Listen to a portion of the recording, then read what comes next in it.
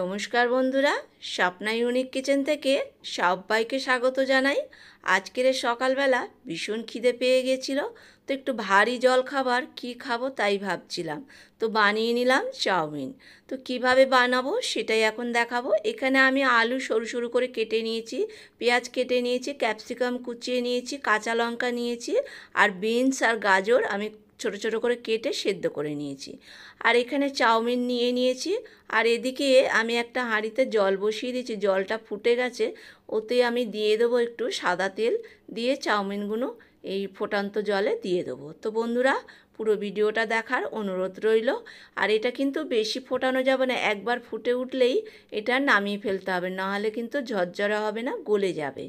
তো আমি এটা ফুটে ওঠার পরেই আমি নামিয়ে নিলাম একটা ঝুড়িতে।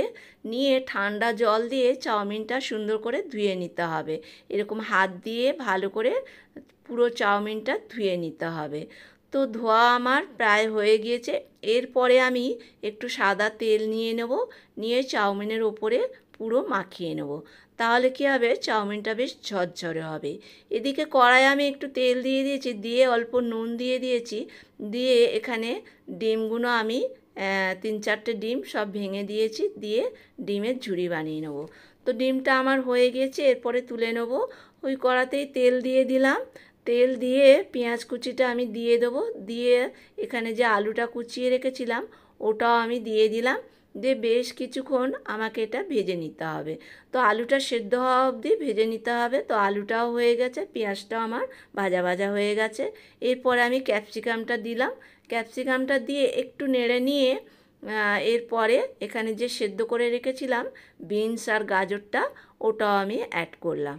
করে ওর বেশ কিছুক্ষণ এটা ভেজে নিতে হবে। নেওয়ার পরে আমি এখানে স্বাদ মতো নুন দিয়ে দেবো, দিয়ে আবার একটু ভেজে নিতে হবে। নিয়ে এরপরে আমি এটা তুলে নেব থালাতে। দিয়ে কড়াটা পরিষ্কার করে ওই কড়াতে আমি তেল দিয়ে দিলাম। বেশ 8-10টা রসুন আমি কুচিয়ে নিয়েছি, নিয়ে তেলের মধ্যে দিয়ে দিলাম। দিয়ে এখানে সেদ্ধ করে রাখা চাউমিনটা আমি ওর মধ্যে অ্যাড করলাম। করে এখানে ভালো করে চাউমিনটা ভেজে নিতে হবে রসুনের সঙ্গে। ভাজার পরে আমি বেশ কিছুক্ষণ ভেজে নিয়েছি। এরপরে স্বাদ মতন নুন দিয়ে ফের আমি ভেজে নিয়েছি। ভাজার পরে এখানে 3 চামচ মতন আমি ভিনিগার দিয়েছি, 3 চামচ মতন সয়া সস দিয়েছি। দিয়ে এটা ভালো করে মিশিয়ে নিতে হবে। তবে এই সময় তো সয়া সসটা দেওয়ার পরে আঁচটা একদম কমিয়ে এটা কিন্তু মেশাতে হবে, নাহলে আঁচ বাড়িয়ে করলে এটা তেতো হয়ে যাবে। তো আমি আঁচটা একদম লোতে রেখে এটা মিশিয়ে নিলাম। এরপরে আমি এখানে যে সবজিগুলো সব ভেজে রেখেছিলাম সব সবজিগুলো আমি এখানে অ্যাড করব।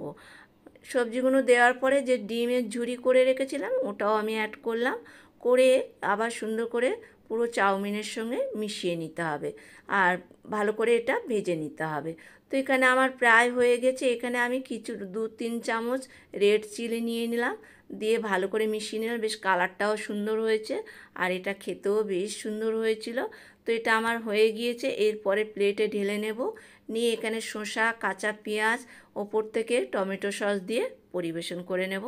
তো বন্ধুরা, ভিডিওটা যদি ভালো লাগে লাইক কমেন্ট শেয়ার করার অনুরোধ রইল। আর যদি কোনো নতুন বন্ধু হয়ে থাকেন তাহলে ইউটিউবের চ্যানেলটা আমার সাবস্ক্রাইব করে নেবেন। এরকম সুন্দর সুন্দর রেসিপির নোটিফিকেশান সবার আগে আপনার কাছে চলে যাবে।